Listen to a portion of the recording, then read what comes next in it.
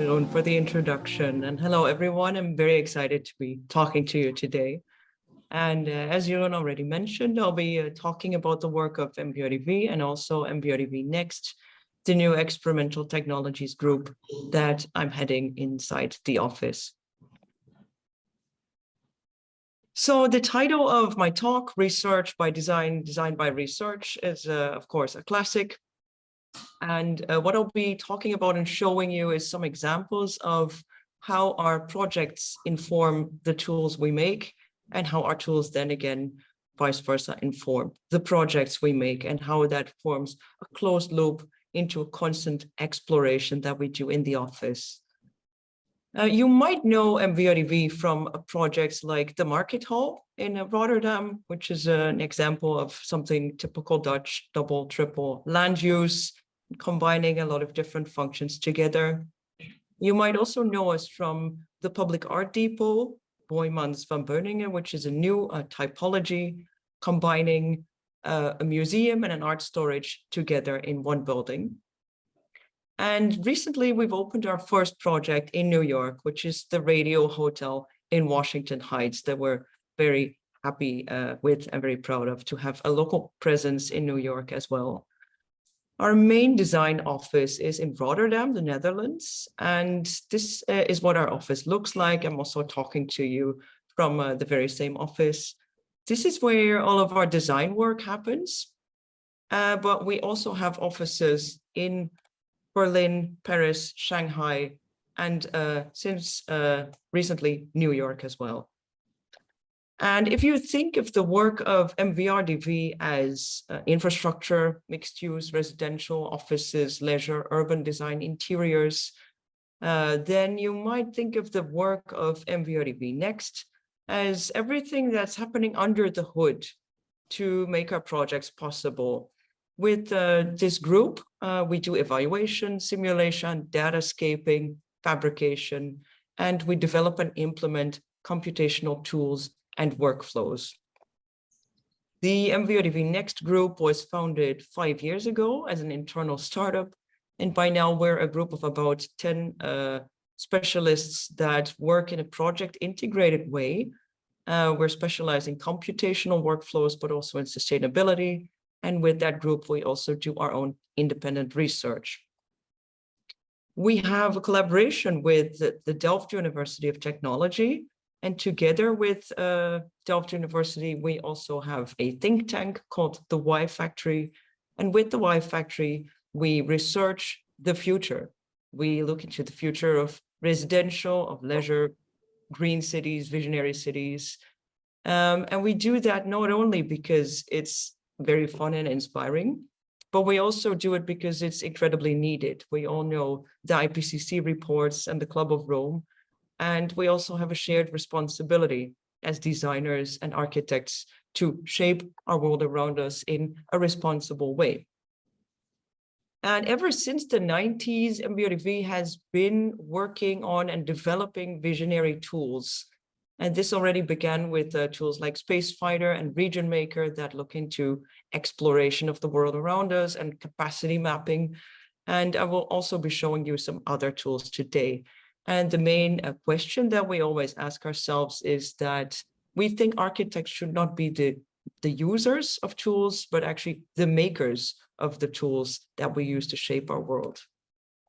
And again, indeed, we do this to address the global urgencies that we have, because as we know, we're actually still increasing in population and we're rapidly exhausting our planet. So that's the overarching theme of our work, is how to build and design responsibly, because we know that urban sprawl causes traffic and emissions, and urban density can be enormous and stressful. So how to respond to that? And can we find ways to densify inside the city responsibly? This is an ongoing theme in our work, and this is a project that you see. It's the World Expo in Hanover, and here we looked into densification and stacking of landscapes. And can we imagine to actually apply principles like these in residential? And can we imagine that we all might want to live in a villa in the countryside, but is there a way that we can imagine densifying that and stacking that? This is a research project we've done with the Delft University of Technology, and this is the WeGo hotel, and this is actually our dream. Everyone has their own villa with a garden, and what happens if we actually stack that all together inside one envelope and densify it? Together with a group of students, we built a software that enabled us to play a game where each student was representing a specific user with specific interests, and by gaming with each other and negotiating over the space, the students together in a game environment built this final WeGo slab, a place that is collective and individual all together. And we were also able to build a prototype of this as an inspiration for the way we can negotiate with each other to see if we can all achieve our common goals. This is the vertical village. This is actually an expansion of the project you've just seen. That's all about, again, negotiation for space. And this is a next step in exploring how we can design and build together in a virtual environment. And this is the Village Maker. Imagine that we don't need architects anymore, and we can all design our own house in a software. We developed the House Maker, and with the House Maker, you can design your own dream house based on your family and your budget and your wishes. Then the next step is who needs a master plan? We developed another game, in this case, the Village Maker. And the Village Maker enables you to load your house from the House Maker into a hypothetical envelope. And you become the mayor of this envelope. You can set the rules for all the homes that appear in this envelope. So for example, would you like to have 2 hours of sunlight in every home?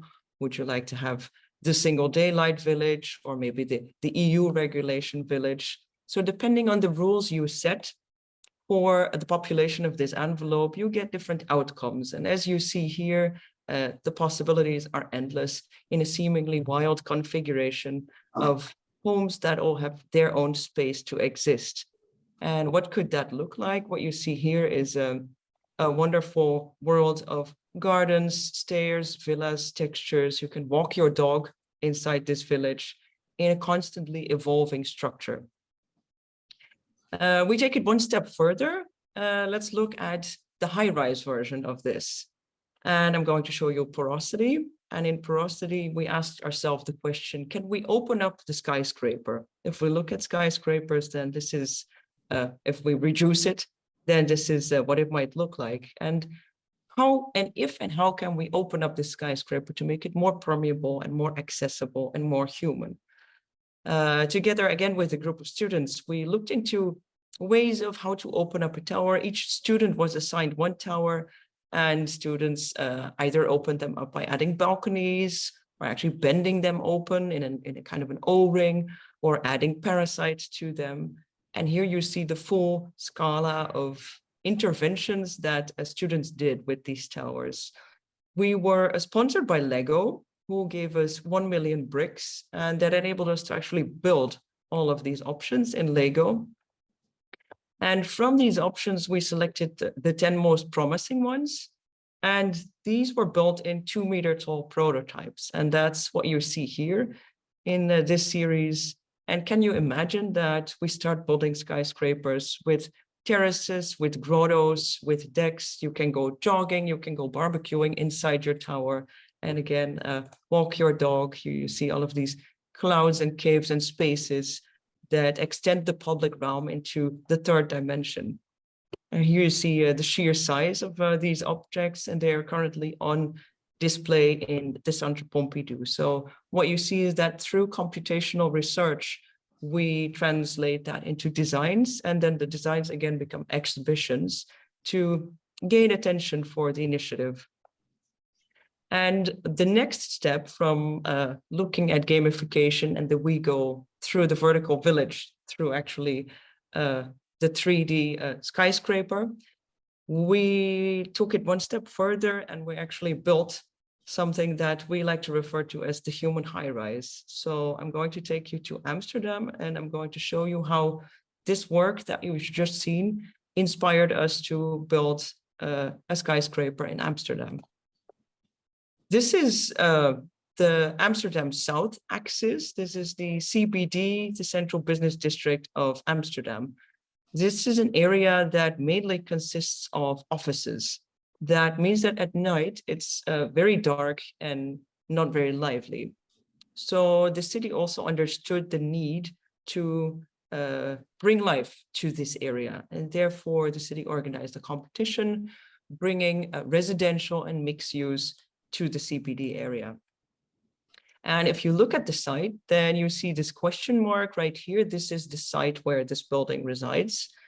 And you see the different colors that this building or the site exists on an intersection of offices, residential, and green. So there's an opportunity here to bring those three different characters together. And the proposal essentially exists of a typology of 3 towers on a podium. And there are 3 residential towers with a podium that is offices and retail. So it's a very lively, even there's some culture in there as well. So what did we actually do based on the research that you've seen before? We broke down the volume and we analyzed this together with Arab. We developed a tool that actually shaped the design according to sunlight, sound, and wind. And if you see, these are some of the options that were calculated in terms of performance. So we looked at the relationship between outdoor space, views, shadow, and window types. And if you look at this army of options, then the red ones are the ones that are performing worst. The green ones are the ones that are performing best. So if we look at the volume itself, you see there's a public route going over and across the building. There's a grotto that brings you through the building itself. There's vegetation on top of the building, and there's an activated lively plinth and a sky bar. And together with MVRDV Next, we developed a computational workflow that enabled us to create a seemingly organic, wild pattern on the facades. And this was a workflow that brought us all the way from Revit to Rhino through a Grasshopper script that enabled us to design all of the tiles, draw 44,000 tiles in 27 revisions without any loss of material and with an extremely high degree of precision. So this is what the computational model looks like if you translate it back from Rhino to Revit and back. And this was also the way it was in the end manufactured. And here you see the final result of the project. So if you're in Amsterdam, please pass by and experience the valley in real time. Here you see the public route and indeed the facade pattern that was completely generated with a custom hyper-specific design tool. We're also very happy that this building is recognized as the best skyscraper of 2022. Then the next example that I'm sharing with you is the roofs of Rotterdam. And Rotterdam was completely bombed in the Second World War. And what happened is, to celebrate 75 years of reconstruction, we built a temporary installation. And as you see in this slide, it was a staircase that brought people to the roof of the building next to the central station. And this installation was incredibly popular. It was there for 2 weeks, and it actually attracted 350,000 visitors. Based on that, we were inspired to develop the rooftop catalog that shows different initiatives and infills you can apply to roofs. Can we use roofs to create extra housing? Can we use roofs to generate energy? Can we use roofs for water retention, for sustainability, for mobility, social spaces? And this rooftop catalog then again led to us setting up this rooftop installation. This was last summer in Rotterdam. And as you see, there's a complete orange loop bringing you over and across the roofs of the city to experience everything that the roof can do to help the city. And we also applied another rooftop intervention here on the Netherlands Architecture Institute that's actually situated next to the depot, Boijmans van Beuningen. So here you see also another built installation, a manifesto for interventions that can help the city. And that again then led to a computational project by MVRDV Next, which is Roofscape. And we've actually just finished this. We're working together with the city of Rotterdam, who was inspired enough to ask us to develop a tool that helps them to explore their rooftop policies.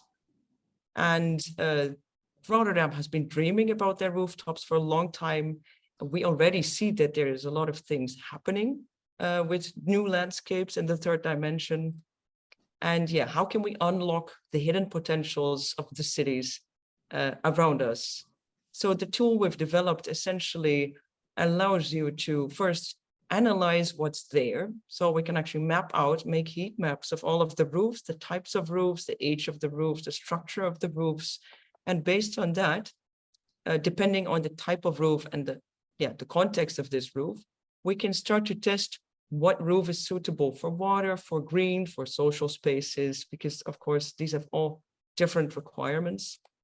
Then the next step that we can do with this tool is simulate scenarios, and we can actually start to disperse the necessary program that the city needs in terms of energy, in terms of water, and in terms of reduction of urban heat island effect.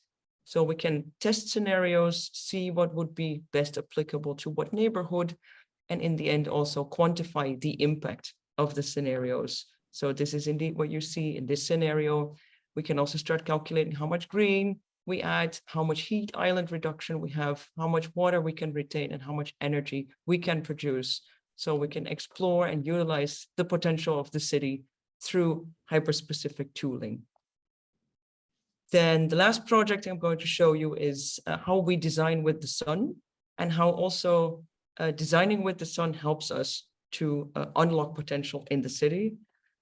Designing with the sun is in our roots. Already in the 90s, we've displayed ways of us working with cutting sun envelopes out of buildings. This is an example of a build project in Bordeaux, where we actually had extruded all of our sites to the maximum height and then start cutting back the volumes according to sunlight and daylight. And in the end, that brought us the master plan that you can currently visit in Bordeaux. So also, if you see these type of shapes, you would not normally design by yourself, but if you use a software to actually shape your volumes according to the local regulations, then this is what you end up with all these strange sloped roofs that you see here. Designing with the sun is something we do a lot inside our practice. These are all examples of how we work with the sun and how we test different options and variations for models that work with the local regulations. And because we were doing this in so many projects, that inspired us to actually see if we could apply a solar strategy to an entire city. So again, we used the city of Rotterdam to test our own methodology with making sun envelopes. We're going to look at Rotterdam, and Rotterdam has developed high-rise vision to help them map out what's possible in the city and to also map out maximum heights. What you see here is that any city has high-rise regulations, and traditionally you would say, for example, you can't build higher than the church, or you can't build higher than 200 meters. And the city is also interested in exploring densification potential. So what we see is a tendency to move from absolute envelope constraints to performative envelope constraints. And that's what we tested in a software. If you look at the high-rise zones in the city of Rotterdam, these are actually in red indicated the zones where you cannot build higher than 200 meters, because we have to protect certain areas in the city from shadow. And the yellow areas that you see in this map are areas where you cannot cast shadow. So what we actually investigated is to voxelize all of the plots in the city, and for each discrete element in this voxel envelope, and analyze if it casts shadow or not. And indeed, you can actually build higher than 200 meters as long as you remove the area that casts shadow. And this unlocks a whole new potential for the city. And what you see here is a city with 60 minutes of shadow, 30 minutes of shadow, 15 minutes of shadow. This offers us the opportunity to actually negotiate with the city and with developers on where's the biggest development potential in the city and how can we negotiate and talk about space, shadow, and development and densification. So Solarscape is a software that negotiates between public and private stakeholders. It's a scenario maker to explore the interplay of policy, building codes, and space. And it's a workflow that calculates and visualizes design space within the city. To wrap it up, we see and we have seen some examples of how MVRDV and MVRDV Next use a technology to try and innovate their designs, but also to address the global urgencies. And if we actually ask Midjourney, what do we see as design? Then Midjourney actually resorts to gradients and shapes. It's not exactly clear what it aims to do. And luckily, as architects, we have an understanding of context, which we do not yet fully see in tools like Midjourney. If we ask Midjourney what is technology, then we see a collection of tools, but it's not exactly clear what they aim to do. And if we actually ask Midjourney what is innovation, we rarely experience such blissful moments of illumination, but we agree with Midjourney's intuition that innovation is driven by people. And the tools we use are as good as the person that is using them. And we feel that by using these tools, we hope to address the global urgencies to reach data-driven designs that also involve soft data, because soft data is as important as hard data to reach cities that are safe and happy and connected and responsible and beautiful.